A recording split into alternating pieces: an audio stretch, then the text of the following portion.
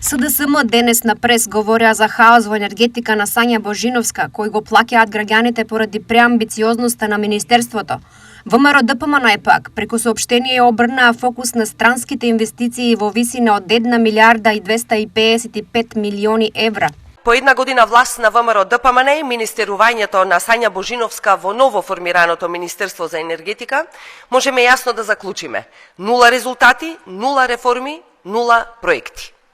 Гледаме целосен распад на енергетскиот систем поради неспособноста на Божиновска. ЕСАМА како најголем производител на електрична енергија потврди за цели 35% од планираното производство за 2025 година. Официјалното објаснување е дека планот бил преамбициозен, што само го потврдува погрешното управување со секторот. За прв пат во последниве 35 години РЕК Битола не работеше повеќе од 7 дена. Од економија што тоне, со владата предводена од ВМРО ДПМН, економијата почна да заздравува и да се стабилизира. Инфлацијата се стави под контрола. Од двоцифрена инфлација за време на СДСМ и ДУИ до околу 3% инфлација денеска преку мерки, проекти и јасна визија.